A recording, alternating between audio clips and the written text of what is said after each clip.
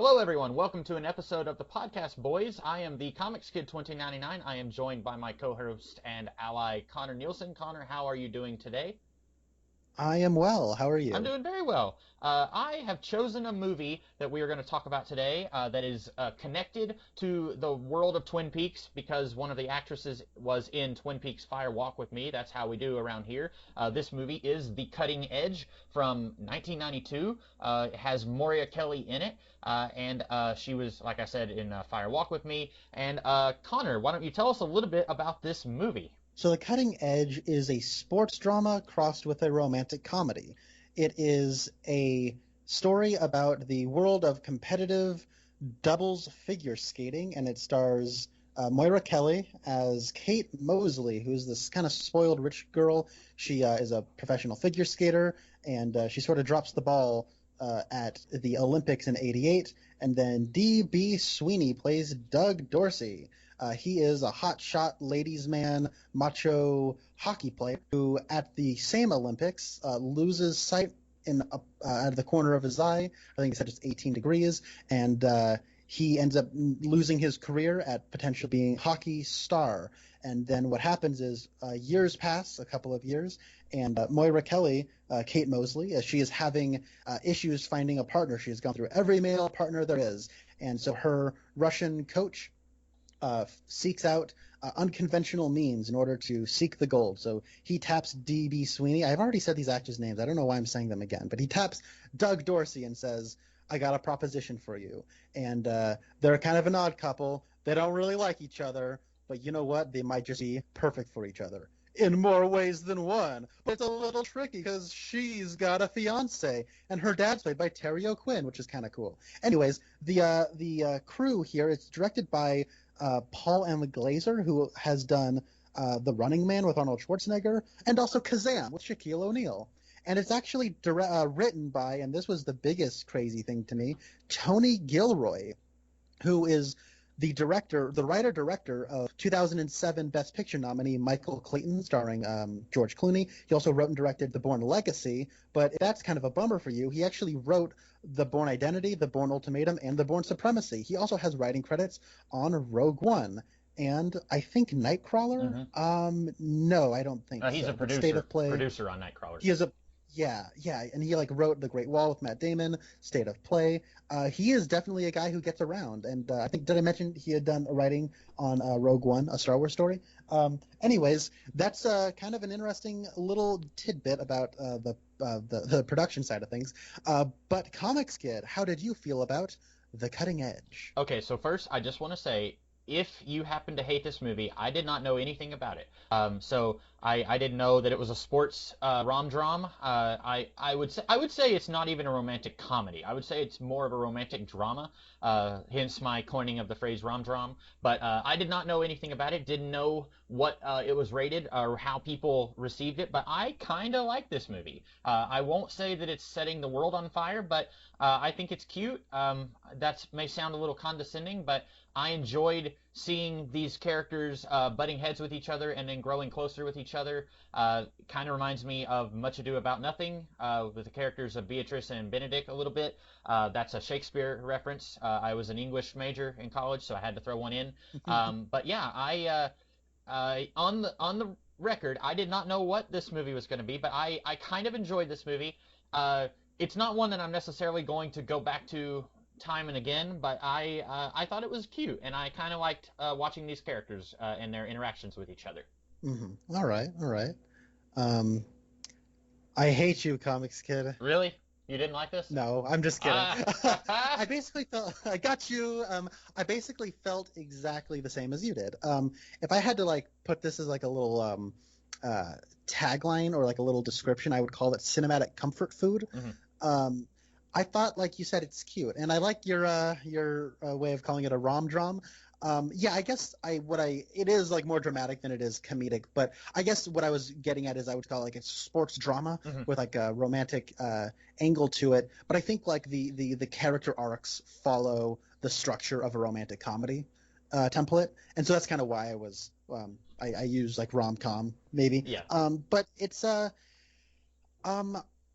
interesting because this movie worked for me a lot better than it should have. I think that a lot of the times when you have the two people just don't get along thing, and even when they're one of them is as outwardly kind of annoying as they are, I typically find myself like unable to like hardly stomach it. Mm-hmm. Like I have to like pause it, do some laps, and then like get back to it like it's work. But I don't know. Somehow through it all, I found it somewhat endearing because it is trying to do a little bit of the screwball comedy element, where like the lady's a bit of a nuisance to the guy. The guy is like seemingly a little bit more level-headed, and somehow or rather, he just can't help it. He falls for her. I really hate bringing up Baby, and that's basically what that movie is. I think Woodstock is it's basically a remake of Bringing Up Baby, so I hate it. And this is like kind of doing the, but a lot of comedies like that screwball angle, and I like The Awful Truth, yeah, that sort of falls into that camp too. But typically, I don't like the screwball element, and this sort of goes for that. And like I said, I somehow found it endearing. So yeah, let's get into it. Yeah, so the I don't know if this was marketed as a comedy. If it was, that would have been a bad idea because really, it's not funny. There's moments where I think the movie is trying to make me laugh, and I'm not genuinely laughing. It's more of a I get it. That's about the most that it gets from me. Like, there's this one part where they're they're training and they first started training, and Doug is like, "What's this on the ice skate?" And they say it's called a toe pick. And they don't even explain what it is. They make a joke about personal hygiene that I didn't understand. I didn't get the joke. And then he falls down, and then she says toe pick, and then it cuts to a montage of that where he falls down and she says toe pick and then laughs, and it does that like 5 times. And I was like, okay, the movie thinks this is funny, but I don't. But like, there's moments where, like I said, it will make me go, but like I'm not really laughing. But I'm still like, okay, I'm here for it. I kind of like seeing these two get together. But I kind of liked seeing that. But I wouldn't say, and I know we kind of already covered that, but I wouldn't say it's funny. But I really don't know if this was marketed as a like you'll be laughing yourself silly kind of movie. Yeah, it looked like just by judging I see two posters in front of me. One of them, it looks like a very earnest romance Hmm. with maybe a skating element to it. And then the other one I'm looking at, it looks very comedic, where it has the two of them on ice skates, but he has like a hockey stick in his hand and a jersey. She has like this sort of wacky costume, and they have like motion blur on them, like they're moving really fast at each other in front of a solid white background, like it's Honey, I Shrunk the Hmm. Kids. And on top it says The Cutting Edge, and then the tagline says The Ultimate Love Skate Relationship. So I have no idea how this movie was marketed, to be perfectly honest. Yeah, that first Maybe both. that first poster is the one that's I watched this on YouTube. It was free on YouTube. I'm assuming that's how you watched it. But on YouTube, that's like what's there when you click it. And I thought like this looks like a like kind of a serious like you know rom not even rom but like I've never seen the movie La La Land, but I was getting a La La Land vibe from the poster. And I don't even know what La La Land is about other than there's dancing. But like I then getting into the movie, it's like there's things that I think are supposed to be jokes, and I'm just like not like my mouth barely even moved, but like, and it sounds like I'm being really critical of it, and I'm not trying to be. Well, no, I think I get what you're saying, because it's like it's one of those things where it wasn't making you laugh, but it was still levity that kept things light and fluffy, and you didn't mind it even if it didn't make you laugh. Yeah, yeah. Um, That's how I felt too. Yeah, that's a good way to describe it. Yeah, because like, there's one part where there's the air quotes the meet cute where she has just yelled at her trainer, and then she's walking down a hallway, and then he is going down the adjacent hallway because he's late to a hockey game, and they bump into each other, and then they're kind of rude, and then like he runs off. She says like, "Oh, were you raised in a barn?" And so it's like, okay, yeah, it's and that's probably you need jokes because immediately following that is the scene where he gets hit in the head and he goes to the doctor. And the doctor is played by Michael Hogan, who was in the Battlestar Galactica remake of the mid 2000s. I don't know if you've ever watched Oh, that okay. show. He also played Deathstroke in Smallville. But yeah, that I did not recognize him. I just happened to see his name on Internet Movie Database. But yeah, so What did you have a different reaction to the comedy, or was it about the same for you? I had it about the same. I think I laughed more than you did. Like that in their meet cute when she's like, "Hey, come on, aren't you gonna say you're sorry?" And he says, and like you can hear the national anthem playing, and he says, "Where I'm from, we stand for the anthem." I Hmm. thought that was actually a pretty good one-liner. There's a part where he has to like break it to the people back home that he's figure skating, and he says, "Figure skating," and then this old man in the background says, "Finger painting." Yeah, yeah, I remember I that. thought that was funny, and like there's a couple of like a lot of this is they have to like kind of have crack wise and like pop insults at one another, and I thought they had a couple good ones. I Hmm. can't really immediately remember some, but they got a good chuckle out of me. Um, but I don't know, like generally I found like the humor to be like more general levity that kept things light and fluffy, and like while it wasn't making me laugh out loud and like oh I gotta watch this because it's got these great jokes, I'm still watching it and not minding it and kind of being entertained by the humor of it. Hmm. What did you think of Moria Kelly, since she's our Twin Peaks connection? That is a good question. So I thought her character was potentially like it could have potentially ruined the movie because she is an ice queen, pardon the pun, but don't worry, the movie makes the pun too. Hmm. She first of all, I should say I think that I get why she was cast as Donna. It should be said this comes out the same year as Fire Walk with Me because she sounds a lot like audibly. She sounds a lot like um, uh, how am I forgetting her Lara name? Flynn Boyle, is that it? Lara Flynn Boyle. Yes, correct. Um, not to be confused with Sherilyn Fenn. Okay, I yeah, always get Lara I Flynn. always get all of their names confused. I get those jumble them together. So I usually in my mind I just have to say Donna or Laura or Audrey or whatever. Yeah, and then there's also David Patrick Kelly. While we're on the subject of three word names, but I think that like also her face shape looks a lot like everything about her looks pretty much identical to Lara Flynn Boyle except her eyes. Right. And she has fewer freckles, but I think she probably could freckle. But like her face shape is like exactly the same, and like her jaw and her lips and her forehead size and her hair color and the way her hair sits on her, and it's like everything except for her eyes and her eyebrows look exactly like Laura Flynn Boyle. And there's a part where she is wearing sunglasses in Yes. the morning because she's hungover, and it looked exactly like That scene, Donna. yeah, where Donna said, I'm smoking," and she said, you know what I'm talking about. Yeah, I thought she Yeah, looked and from the I just watched the season 2 premiere as well, where that happens okay. of Twin Peaks because I've been watching it with a friend of mine, and I was just like completely beside myself. I'm like, oh, like she's like a perfect Hmm. recasting of Donna, and she kind of in this movie she sort of has more of like a Laura Flynn Boyle energy. And I remember when we were talking about Fire Walk with Me, I had mentioned that like felt like Moira Kelly did a better job at embodying the good innocent girl Hmm. that Donna was, I guess, supposed to be that I never really got from her from Laura Flynn Boyle in the TV show, the original run. And so I thought that was kind of a pleasant surprise in there. And I thought like watching this, like it's no wonder she was cast. And I'm pretty sure they cast uh, Fire Walk with Me before this movie even came out. Hmm. And so I think Johanna Ray, she's the casting for a lot of David Lynch's stuff. I mean, she did a great job. How did you feel about her? I liked her. Not necessarily the character, but I thought Moria Kelly did a good job acting. I agree with you about the sunglasses thing, because that part where she's hungover, I thought she looks just like Donna visiting James in prison or in jail. And I think my thoughts on her when we talked about Fire Walk with Me, I said she's like a live action Disney princess. And Mm-hmm. I wasn't sure if she would be able to pull off the Ice Queen persona. Granted, I did not know what this movie was going to be about, but I was afraid that she would be basically doing the same kind of performance that she did in Fire Walk with Me, and I'm glad to see she has a little bit of range. She's not just playing the same character. I thought that was good.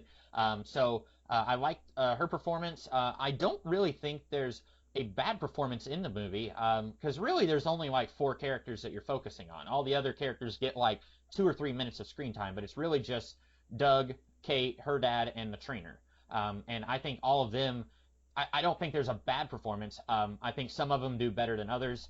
I think that DB Sweeney and Maureen Kelly they have a really good chemistry even when they're yelling at each other. The guy who plays the trainer, I feel like he comes right out of like Arrow season 2.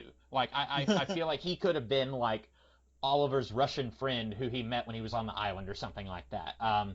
And so I don't even know. I've never heard an actual Russian talk before, but I feel like he did a pretty good job. It didn't sound too cartoony. I liked Terry O'Quinn. I always liked Terry O'Quinn. Me too. I was happy to see him here. I feel like if Lost had never happened, I still would have seen stuff with Terry O'Quinn, but I would have always been like watching The Rocketeer. I would have been like, now who is this guy? I know I've seen him in something before, but like, so he was like a pretty common character actor, like Rocketeer. He was in this. He played two separate characters in the X Files. He was in Star Trek. Um, He was the stepfather in the original The Stepfather horror movie. oh, I didn't know that. I've never even heard of that. It's a 70s kind of cult classic that a lot of people really like. They remade it, of course, in 2009, and apparently that was awful because it's a 2009-2000 remake of a classic horror movie. But I think Lost turned him into a name that people are like, it's Terry O'Quinn, it's him. Right. But like he was, I thought he was good, and the movie does it kind of spreads out all the screen time. So you don't have like one character is just, in 80% of the movie and then everyone else is kind of crowding around the other 20%. So, like if you asked me what do I think of like the brother, I would be like, I don't know. Like, he was in one scene basically, or two scenes really. So like, Yeah. but yeah, I thought Moira Kelly was good. This is only the second thing that I've seen her in. She may have. Well, maybe a third, because she's the voice of Nala in The Lion King. I was gonna ask because I have seen that movie. It has been like 20 years, so I could not tell you what I think of her performance in that movie. So we'll just stick with Fire Walk with Me in this. I agree. Let's stick with those these two. Yeah, I think that this is like a rom-com or like a rom-dram sports thing, and it's centered around their relationship. So I think that it's probably good to just talk about these characters first and foremost. I think that Moira Kelly does a lot to elevate the material here, because if I had to take a guess, now I have not researched the production of this movie at all. I know it cost $25 million. Or sorry, it made $25 million. I'm pretty sure it cost a lot less than that, and I'm pretty sure they got a lot of subsidy from the Olympics Corporation, or maybe not I don't know what you call it, the Olympics, whatever. But I'm pretty sure there was a studio exec somewhere who said, "Hey, the Winter Olympics are coming up. Let's capitalize on this. There's not really a figure skating movie. Let's make a couples figure skating movie that has a romantic bend to it." And they said, all right, let's get one of our studio directors, let's say the guy who made like The Running Man or somebody, and let's get, a guy on the job to write it. And that's how like Tony Gilroy comes in to write it. And that's, you know what I mean? And like they just sort of come on in, they do the best they can, writing it, directing it, making it, and it's perfectly fine. And I'm pretty sure, but I think that like when during the writing process, I'm pretty sure the idea was like, okay, let's make her as unlikable as possible, but somehow or rather that's like endearing. That's like an endearing quality, and I think that's a very difficult thing to pull off because, as I said, I see the sort of Ice Queen. She's a handful, kind of a little childish and petulant.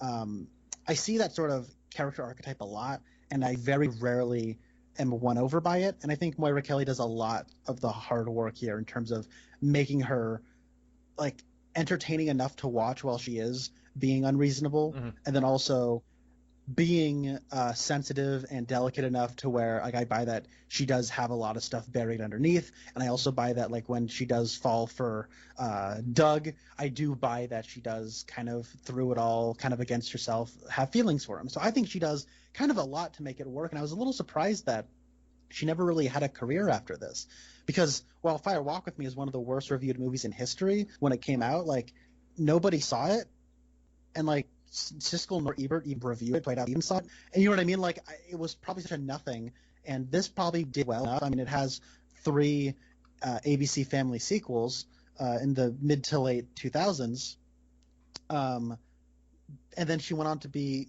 a voice in The Lion King. So I'm a little surprised that she never really had much of a role as like a kind of prolific character actress in a lot of like movies or even TV shows. So I find that a little odd. Yeah, and I'm looking at her credits, and it looks like she's done a lot of like show up for an episode here of a TV show, do a few episodes Right.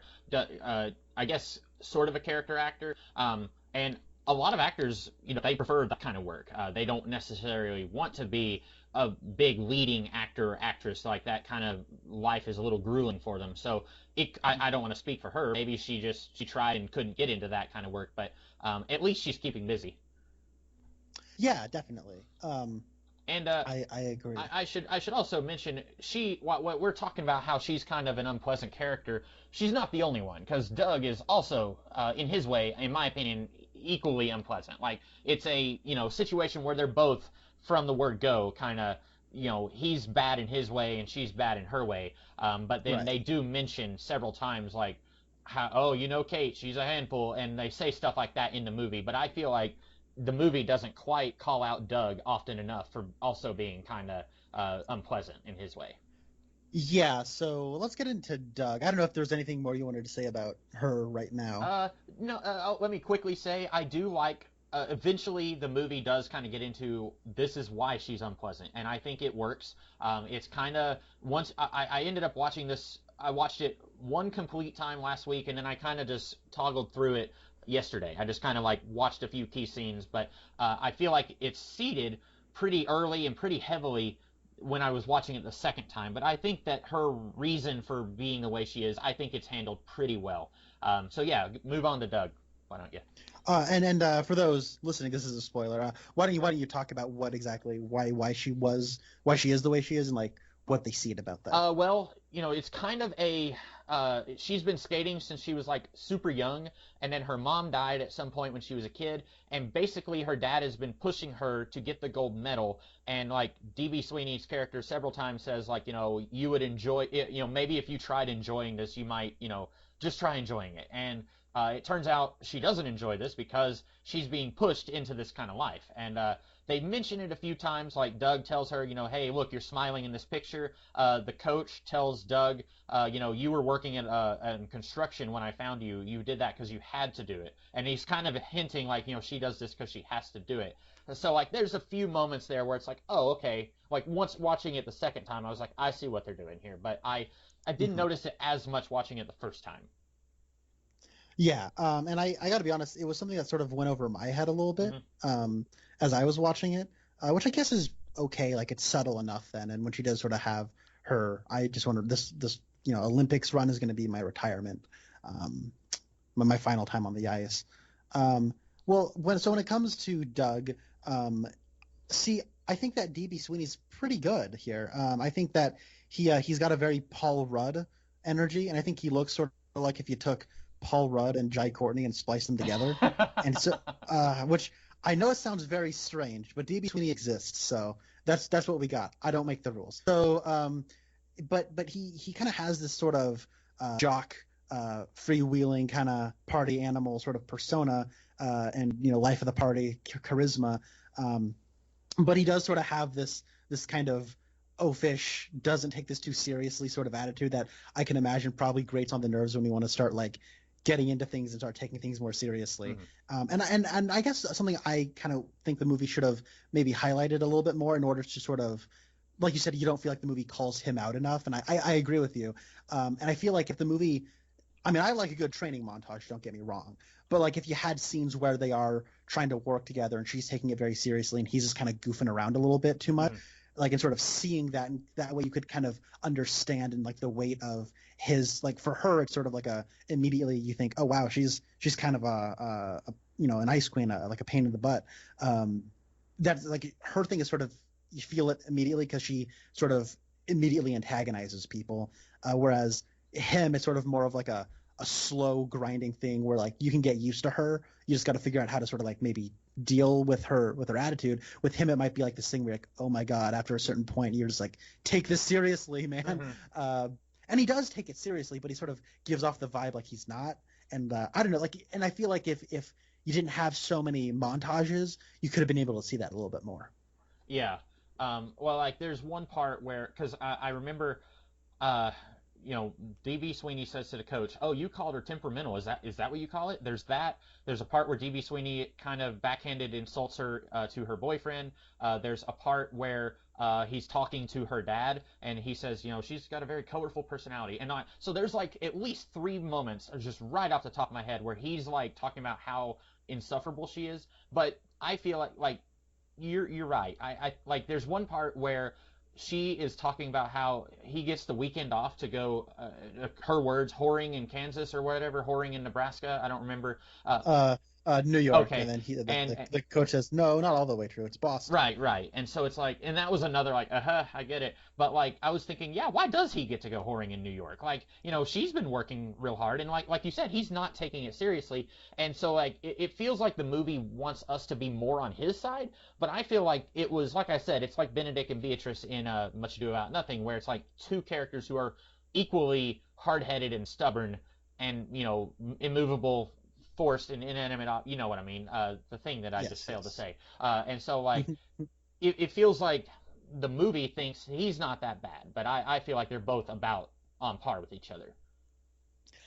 Yeah, and one thing I think that kind of makes them endearing and likable is that they, like, she might take things a little too seriously and he might not take things seriously enough, it seems, but they do, through it all, want to be good, and they do want to succeed, and they just sort of have different personality quirks in how they express themselves. And I think that kind of is what makes them endearing. But you are right. That was a scene where I thought, well, okay, now we're going to see the scene where he what he's actually doing in New York, but then you don't. Right.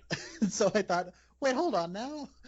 Wait, why does he got to go, have a vacation for a few days? I think that one thing I kind of like is that this movie is very earnest, and it does, I guess it's not very earnest. It's earnest in the way it approaches figure skating, like it seriously approaches figure skating. And I feel like in a lot of recent years, for a little while now, whenever figure skating comes up, it's a bit of a joke. Like I think of the Will Ferrell movie Blades of Glory, which I think might be like kind of copying this movie's framework as like a joke. They kind of using this movie as like a jumping off or like a platform or whatever. Yeah. And then there was that movie I, Tonya that's not a comedy, it's a drama, and it's a really good movie. But that movie is about Tonya Harding, but it kind of approaches things about like how awful this life and being an athlete and being in this world for so long can be. And it's kind of about abuse and all that kind of stuff. So it's really dark. And this movie, it's like if you're just like a figure skater and you like figure skating, like this is a movie for you. And it's not like, I, Tonya sort of uses figure skating as like an incidental thing because Tonya Harding figure skated, but that movie doesn't need to be about figure skating. And then you have stuff like Blades of Glory that is like making a joke out of the whole thing. And this movie, The Cutting Edge, it is like when it comes to figure skating, it takes it seriously. And I think like there are probably a lot of people out there who like skating, they like figure skating probably, and this is like probably one of the only movies they have. And I was reading like comments on the YouTube video, and a lot of people were like, "Oh, this is like a family favorite." I'm like, that family probably likes skating a lot. So I can't really think of other movies revolving around skating that I could name. I mean, I guess now that I'm thinking about it, there was a movie with Michael Ontkean that you had told me about many, many years ago. Slapshot. Slapshot, isn't that about figure skating or skating of something? It might be hockey. I'm not sure because I've never seen it. Okay, but I do remember he was in it. Yeah. I would say that this movie does take the skating part pretty seriously, but I know nothing about figure skating, so there were several moments in this movie where I was confused about stuff, like the toe pick thing. They never explain what that is, and for something that they spend so much time on, and I mean like it was like a minute and a half, but because they spend so much time on that thing, I was expecting an explanation for the person who's completely ignorant about ice skating and hockey and everything. And then there's at one part, it's close to the end, and they do a pretty good job skating, and then they get like low marks, and you hear the announcer say, well, sometimes it's not always about how you skate. And I thought, why is it like and basically they're saying like these two, like they're starting to have feelings for each other, but they're kind of fighting it. And so I think the movie is saying that is getting in the way of their skating. But to hear the movie say it, it sounds like they did a pretty good job skating. It's just that like it says, well, sometimes they get judged on something else, and I thought like, well, that's weird, and that doesn't make any sense, but it's entirely Well, I think the movie's trying to like it's sort of like people like judging they like judge it as like an art. Like typically like sometimes I'll like watch a movie and I'm like, yeah, it's basically perfect. I just wish it was good. hmm You know what I mean? Like technically speaking, everything's in line, but it's not speaking to me. And I think when it comes to like figure skating or whatever, that they like the judges want to be wowed, they want to be impressed, and you can do everything just fine and not really impress anybody. right. And I think that's what the announcer's saying. Um, I don't know. I've been in like music competitions, and I feel like there's a similar thing hmm there where and okay, I'm getting lost in the weeds. Never mind. Well, there's later in the movie, or Moria Kelly's character, she's drunk and she's basically saying we should have sex, and she says that's our problem is that we haven't had sex yet, and I'm kind of paraphrasing, but also that's essentially what she says, and then he's like no, but I was thinking, well, that can't be how all these ice skating pairs do, because I'm pretty sure that her former partner was gay. And so I was like, I don't think he's having sex with his partner, who's a woman. And so like I was confused, but also I admit I know nothing about figure skating, and so I feel like maybe if someone who's like a big time skater, they would probably be like, no, no, all this makes total sense. Yeah, and this is very much for people who like figure hmm skating. And like you, I pretty much know nothing about it. I kind of appreciated like this movie sort of giving you an eyes in, and it's probably a Hollywoodized version of it, but it's pleasant and enjoyable. One thing I thought was interesting is you were talking about like the other skaters, and I was pretty sure of this, but I wanted to double check. Those are all like real professional level skaters. And the woman, the redheaded woman who Doug has like a bit of a fling with hmm a couple of times while they're at the Nationals. I think her name is Christine Hoff, The character or the um, actress? the Oh, actress, okay. and she was like a legit like Canadian figure skater. And I looked her up, and she was actually married to a professional Canadian hockey player. And I was wondering if this movie was in some part inspired by their relationship, Huh. I and that's why they cast her in it as like a bit of a wink and nod to people who like figure skating. I do not know because I didn't know that they were real skaters. I know that a lot of the skating stunts, they're not stunt people. It's like D.B. Sweeney and Maury Kelly had to learn how to skate for this movie, but I did not know about the other skaters. So that's interesting that she was Yeah, also. the tell to me is that I noticed that they would show in like wide master shots and long takes, they would show these people skating quite a bit. And while DB Sweeney and Moira Kelly learned how to skate, I don't think they learned how to skate Olympic level in however many months it took for them to make this movie. Mhm. And their ice skating stuff is generally in like close-ups and like kind of cheating shots to where you can make somebody look like they're doing something when they're actually not doing it, and montage. And I was like, I'm noticing a little bit of difference in how they shot and are presenting this footage. And so that's kind of what gave me a hunch. And so I looked it up, and they are all skaters. Okay. So did you notice any noticeable difference in like the quality of the skating, or was it just the long shots that tipped you off? It was like the long wide shots where you could really see all of the stunts and like the tricks they were doing. hmm I don't know if tricks is the correct word, but when it was Moira Kelly and DB Sweeney skating, I noticed that they were generally doing like medium wides hmm and medium close ups, and when it was wide, like it was generally like in the middle of a montage, Yeah. and so it was kind of like trying to film around the fact that they couldn't like that big trick that they do. You don't really see it in like a big like epic shot that captures like the entire scale of what they're doing.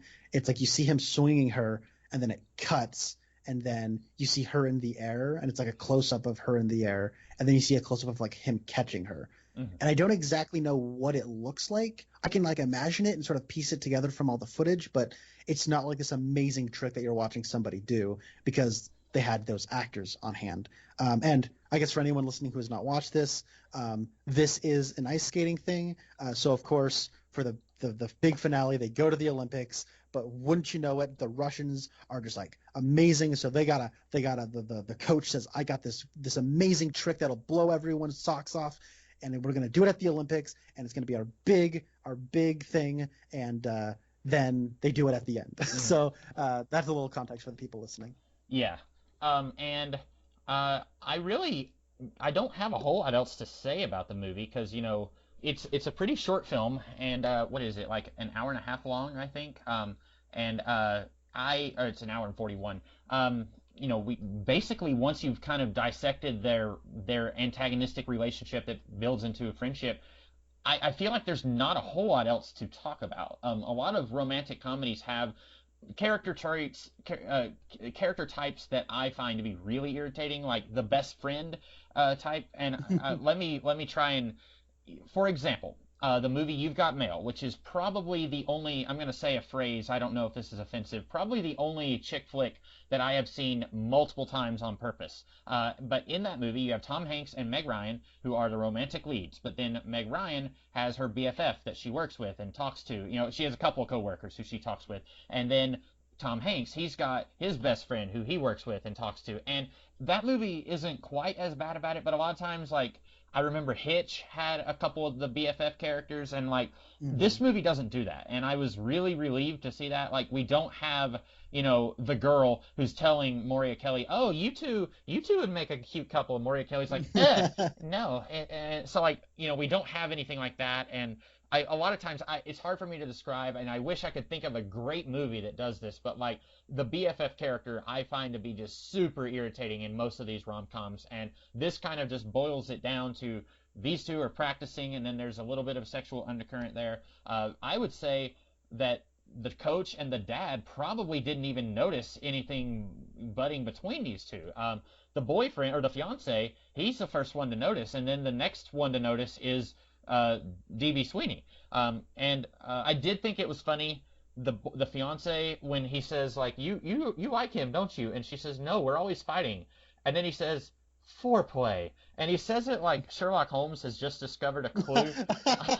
And then I was thinking, like, not to get crass, but I was thinking that's not what foreplay is.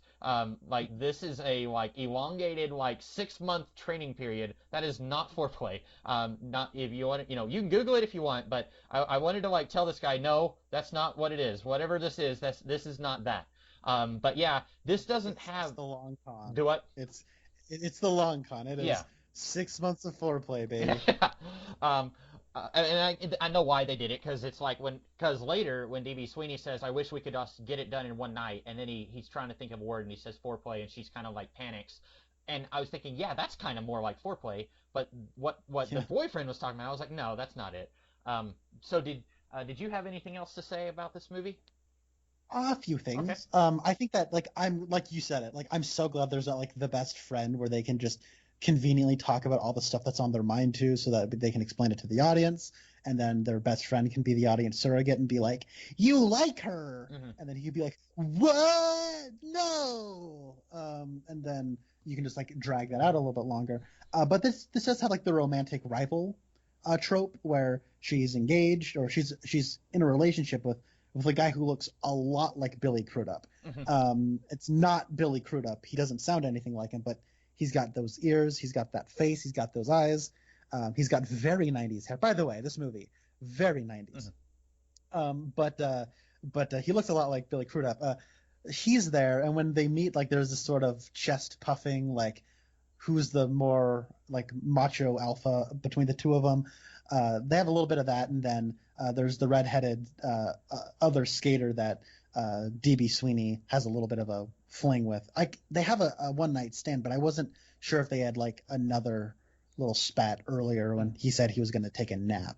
Yeah. I thought that was the implication. I'm not sure, but they do that. But I think that the way they sort of handle the whole romantic rival sort of angle is a little relieving, because they don't drag it out very long, and those characters only have a few scenes. But I also wanted to say that I kind of liked the scene where it kind of, hey, Moira Kelly, there's a scene where she plays a pure good girl who don't drink in this movie and in Fire Walk with Me. And then in both of these, there's a scene where they go to a bar and she gets a little too drunk. However, this goes a little bit differently than Fire Walk with Me.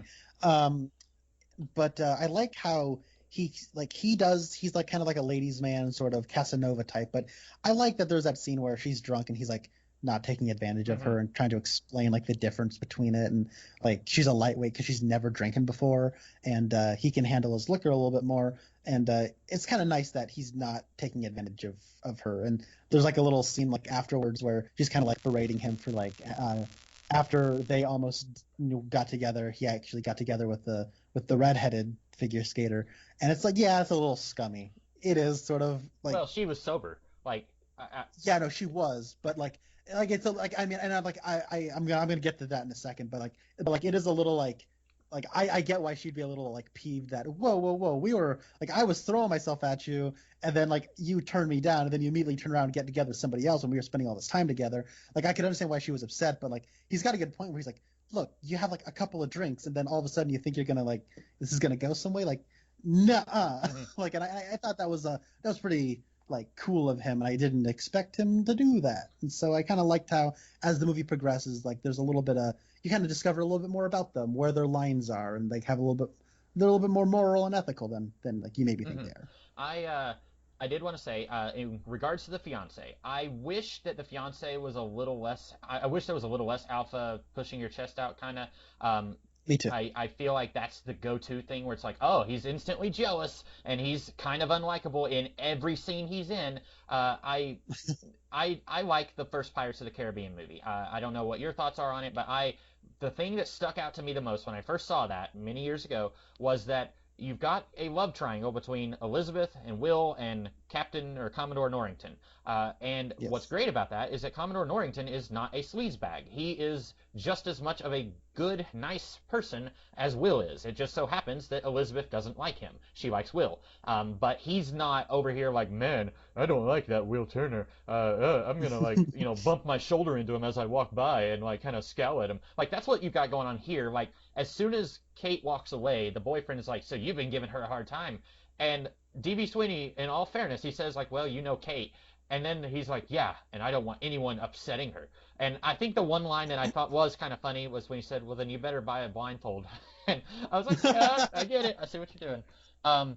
Also, in the scene where Moria Kelly, when Kate is throwing herself at him, she says, I am over here taking my clothes off in front of you. And I wanted to say, no, you've taken your coat off in front of him. That's not the same thing. Like, that's not sexy. That's just, you're indoors now. So take your coat off. But yeah, I interrupted you. You were going to say something about the redheaded woman being sober. Well, no, you had brought that up, and like, yeah, I get like why, like I get why she's upset, and I get why he gets with her. Mm-hmm.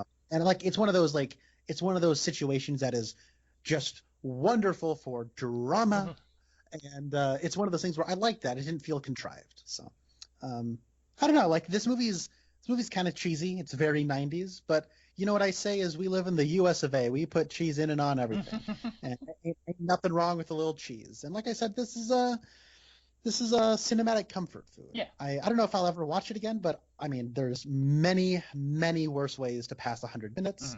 And I gotta do a rare thing. I gotta give kudos to YouTube. It said free with ads. There was an ad before it started, and I did not get another ad for an hour and 20 minutes. Wow. So I don't know if you had the same thing, but there was another ad break 10 minutes later. But yeah, I encountered very few ads, and that was awesome. Wow, yeah. Props to YouTube. I will also say, I should have mentioned this earlier when we were talking about Moria Kelly and D.B. Sweeney. They played a couple in a movie called Two Tickets to Paradise from 2006.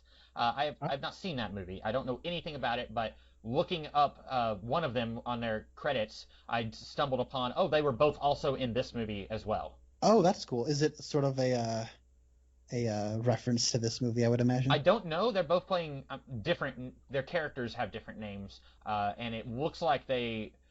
I think I looked up a scene on YouTube last week when I watched this, and it was like, they're not playing the same types of characters, but I'm assuming it was like, well, hey, maybe it was just a coincidence, or maybe someone was thinking like they had great chemistry years ago, over 15 years ago, so let's cast them again in this, maybe. Right. I don't think I have much else to. I guess one little thing. They talk about like the music that they're going to dance to, but did we ever actually hear the music that they were going to dance to? Because I feel like whenever they actually got up to dance, they went into montage mode, and they just sort of played the musical score over those scenes. Right, I think you're right. And like that was a situation where like I can kind of see where they're both coming from. She is very experienced with figure skating, whereas he was saying like we want to stand out and we want to be different than everyone else, but also I want to come back to she is experienced with this, and so like she probably Yeah. knows what will fly and what will not, and so like playing Led Zeppelin or whatever it was he was trying to play. Like that probably isn't going to work. Like you've got the right idea maybe, but I would listen to her on this one. Yeah, I would also take her cue on that.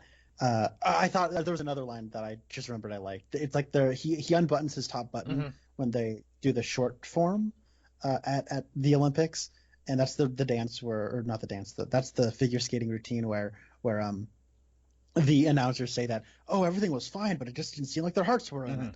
Um, and he has a line where he says like, if I was in the middle of like the Arctic and buttoning this button was like the difference between heat and dying of hypothermia, Hmm. I would still not button this button to give you the satisfaction. Yeah. I thought that was a pretty funny line, and I like how they're like actually on the ice about to do their thing when he says that. So yeah, I don't know. I liked. I think I found the humor a little bit more appealing than you did. Um, yeah, I don't know how much else I have to say. Okay.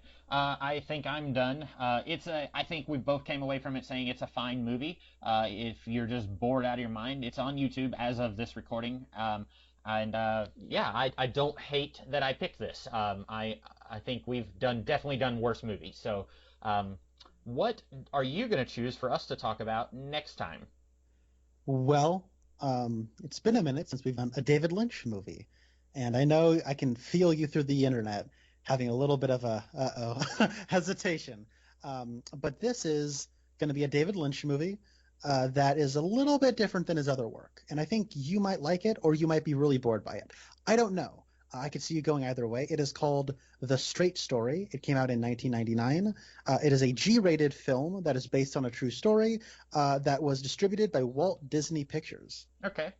Uh, It stars Richard Farnsworth and Sissy Spacek, and it has a couple of cameos from people who were or were going to be in Twin Peaks.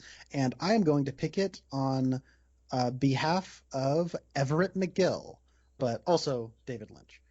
This is the only David Lynch film that he directed that he did not have a hand in writing. This was written, edited, and produced by his longtime collaborator Mary Sweeney, and I think they were married at the time that he made it. But it's a movie I've seen a few times now. It's on Disney Plus, so I'm going to pick The Straight Story. okay. Well, then we will talk about that in a couple weeks, and we will see what I have to say about that. Because I remember you've talked about this before. You've seen it a few times, right? I think I've seen it 4 times. Yeah. Okay. So you will probably you kind of know what you're going into. I've never seen it before, so we will see what I have to say about it in a couple weeks. In the meantime, I am the Comics Kid 2099, And I'm Connor Nielsen. and we'll see you guys later. Have a good one.